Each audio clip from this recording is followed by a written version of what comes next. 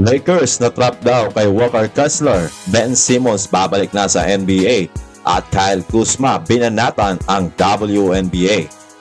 Ngayon sa isang respetadong NBA insider na si Zach Lowe, na natrap daw ang Los Angeles Lakers matapos ang blockbuster sign and trade deal kay Walker Kessler.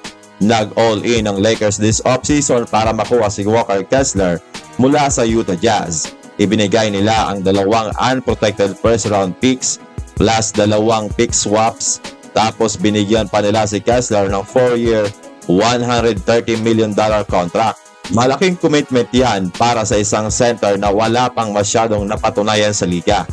Ayon kay Lou, ang problema ngayon ng Lakers ay wala na silang tradable assets dahil sa deal na ito. Kaya dito daw na-trap ang Lakers na kailangan nilang tanggapin na part na ng core itong si Walker Kessler, o pwede naman daw gumawa ng ibang paraan at medyo masakit dahil kailangan daw i-trade itong si Austin Reeves sa inaharap.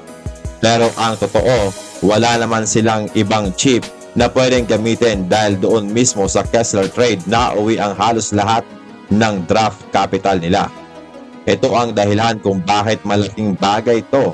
Wala nang tradable first round pick ang Lakers sa susunod na 7 season maliban sa isang 2032 pick swap na pwede pa nilang ipagpalit.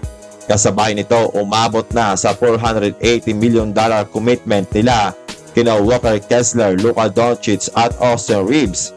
Ibig sabihin, itong tatlo na yan ang core nila. Walang backup plan, walang madaling plan B.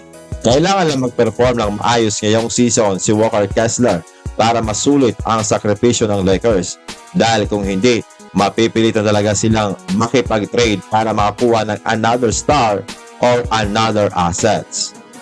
Ang kontrobersyal na former All-Star and former first-round pick na si Ben Simmons ay nagpapahiwatig na babalik na sa NBA. Ayon sa report, talaga nagtatrabaho ng maigi last 2025-26 NBA season itong si Ben Simmons para makarecover sa kanyang back injury na bumabagabag sa kanya mula pa noong 2021. Ang former Sixer star ay naglabas pa ng sariling pera para lamang sumali sa Australian National Team Camp sa Melbourne na gaganapin bukas, at dito ay may papakita niya kung talagang nasa tamang kondisyon na itong si Simmons.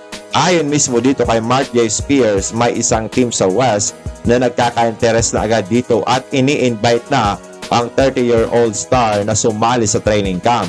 Hindi na-reveal ni Spears kung anong team sa West ang nag-offer dito kay Ben Simmons para sumali sa training camp.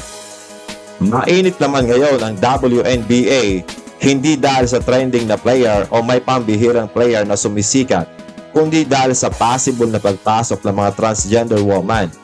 Ang Milwaukee Bucks star na si Kyle Kuzma ay binanata ng WNBA dahil pinagtatalunan pa daw kung ano ang babae.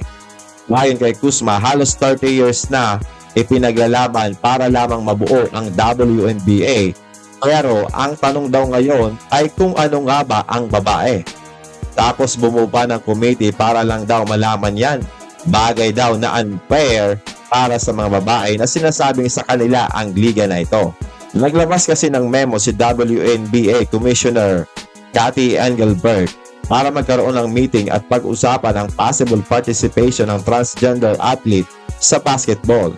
Well, ayon kay dating NBA center na si Ines Kanter Freedom, kapag ang batayan lang daw ay babae, ay pasok siya sa criteria at dinideklara niyang eligible siya sa WNBA draft.